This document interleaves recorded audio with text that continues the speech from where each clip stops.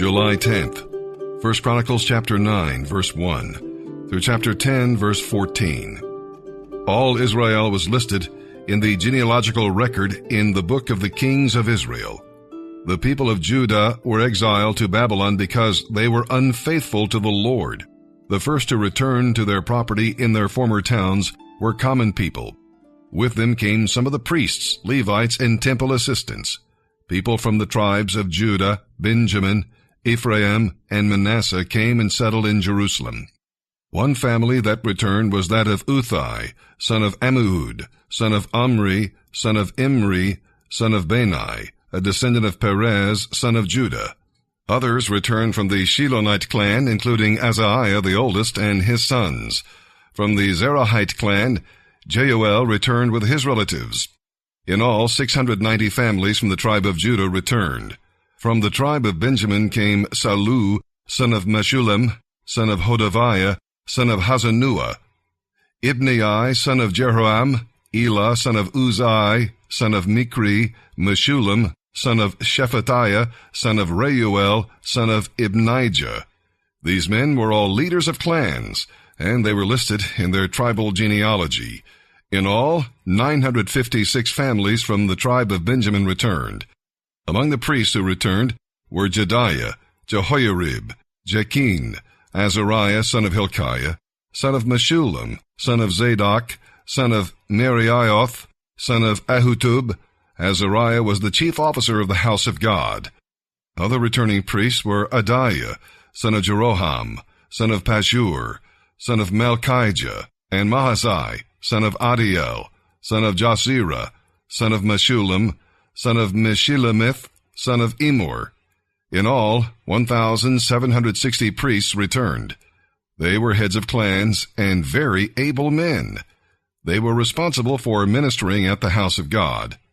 The Levites who returned were Shemaiah, son of Hashub, son of Azrikam, son of Hashabiah, a descendant of Merari, Bakbakar, Hiresh, Galal, Mattaniah, son of Micah, son of Zichri, son of Asaph, Obadiah, son of Shemaiah, son of Galal, son of Jeduthun, and Berechiah, son of Azza, son of Elkanah, who lived in the area of Netophah. The gatekeepers who returned were Shallum, Akob, Talmon, Ahiman, and their relatives. Shallum was the chief gatekeeper. Prior to this time, they were responsible for the king's gate on the east side. These men served as gatekeepers for the camps of the Levites. Shallum was the son of Korah, a descendant of Abiasaph, from the clan of Korah. He and his relatives, the Korahites, were responsible for guarding the entrance to the sanctuary, just as their ancestors had guarded the tabernacle in the camp of the Lord. Phinehas, son of Eleazar, had been in charge of the gatekeepers in earlier times, and the Lord had been with him. And later Zechariah, son of Meshelemiah, had been responsible for guarding the entrance to the tabernacle. In all, there were 212 gatekeepers in those days, and they were listed by genealogies in their villages. David and Samuel, the seer, had appointed their ancestors because they were reliable men. These gatekeepers and their descendants, by their divisions, were responsible for guarding the entrance to the house of the Lord, the house that was formerly a tent. The gatekeepers were stationed on all four sides, east, west, north, and south. From time to time, their relatives in the villages came to share their duties for 7-day periods.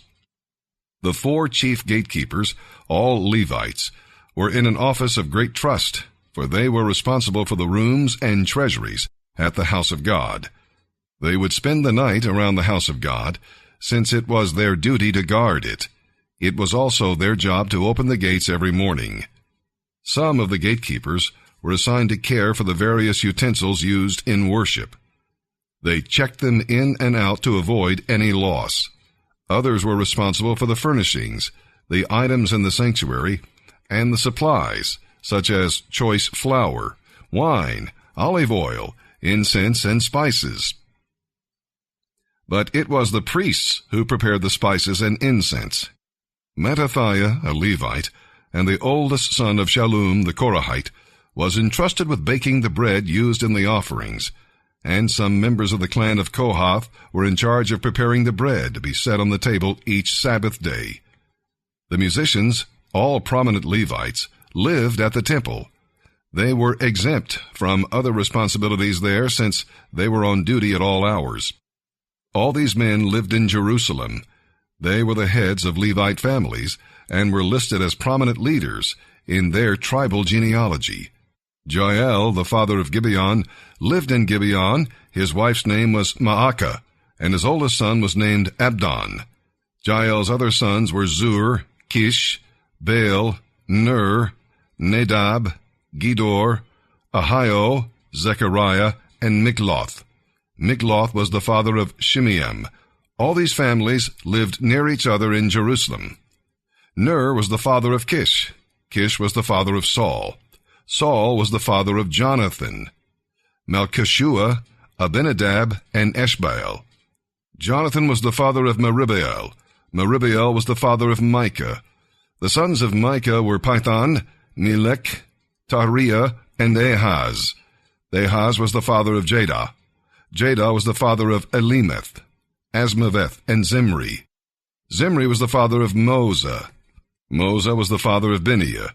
Bineah's son was Rephahiah. Rephahiah's son was Eleasah.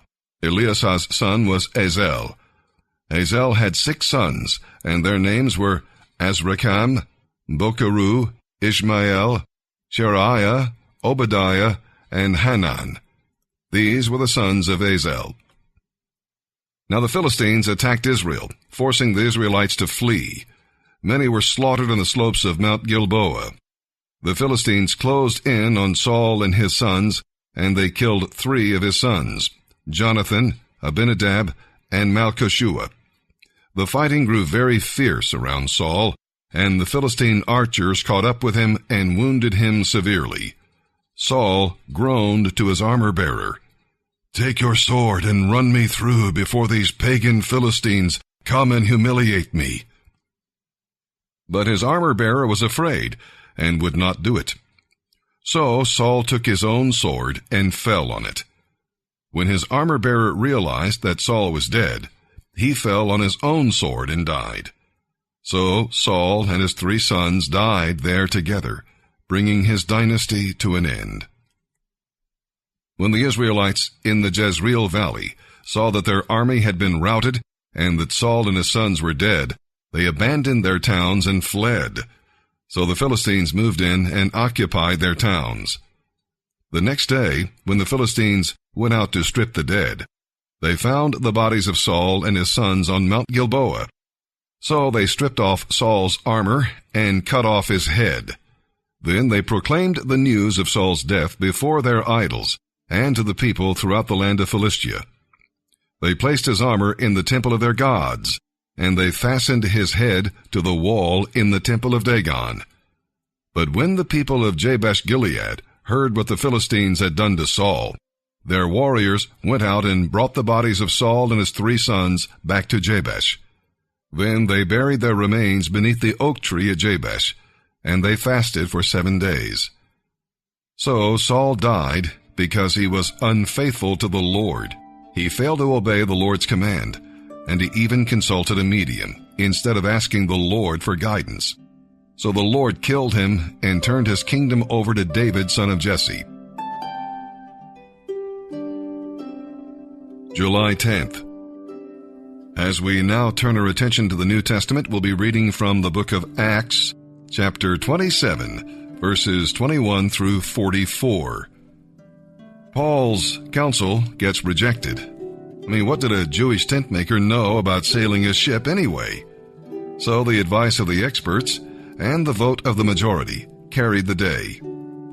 When you are impatient and uncomfortable, and when the golden opportunity seems to come along, beware, a storm may be brewing. And they hear Paul's encouragement. Paul was right to say, "I told you so," but he followed it with a word of promise from the Lord and a word of encouragement from his believing heart. At a time like that, people need promises, not preaching. And they were following Paul's example. Paul publicly gave thanks and directed their hearts to God. which encouraged everybody. The weary passengers needed strength for what lay ahead, and that meant taking time to eat. Paul was practical as well as very perceptive. Although Paul started the voyage as a prisoner and passenger, he ended it as the captain of the ship. The ship was lost, but by the grace of God, Paul's presence saved all the passengers. Can the Lord depend on you to sail by faith when you face the storms? Can others depend on you? And with that, let's begin our reading today in the New Testament. July 10th, Acts chapter 27, verses 21 through 44. No one had eaten for a long time.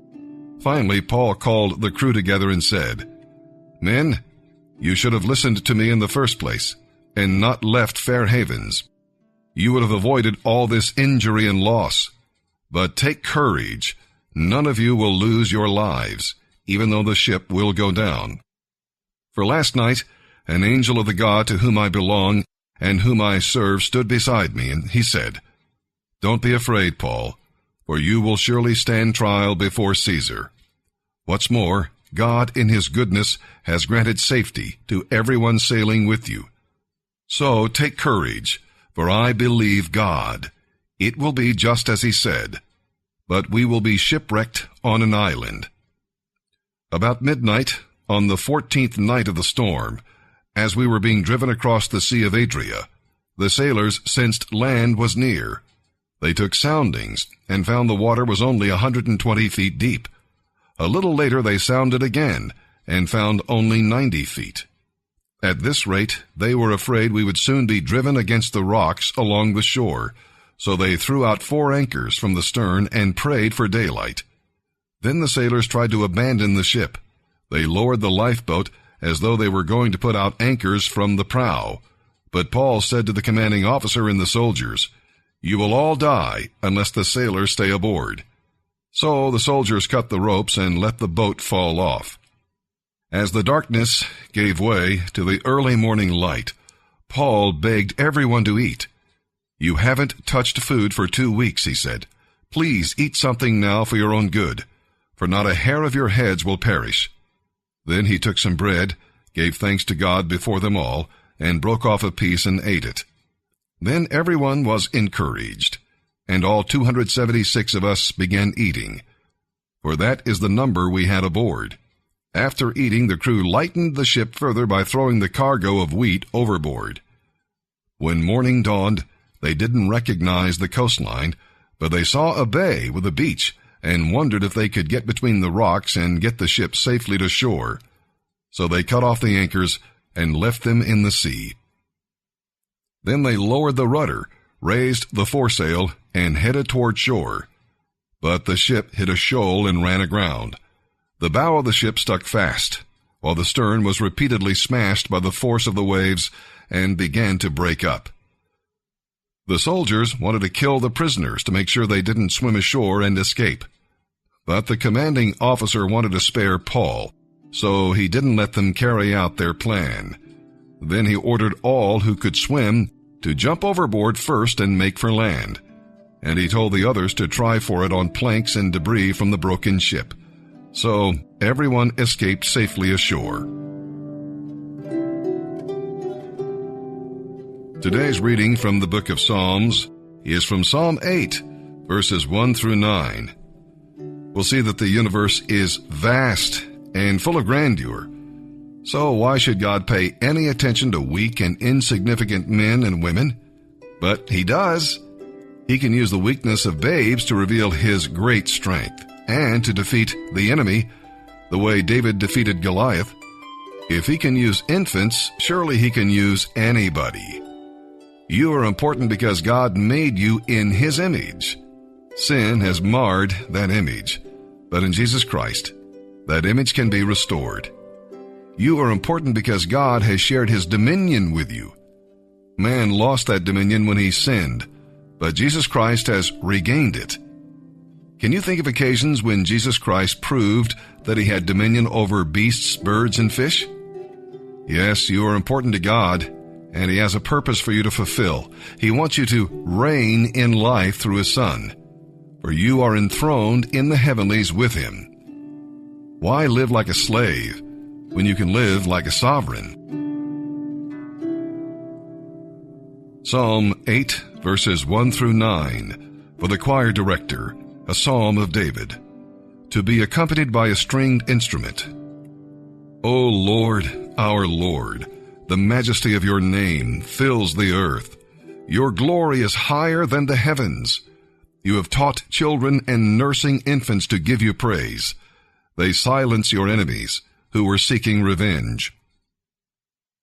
When I look at the night sky and see the work of your fingers, the moon and the stars you have set in place, what are mortals that you should think of us, mere humans that you should care for us? For you made us only a little lower than God, and you crowned us with glory and honor.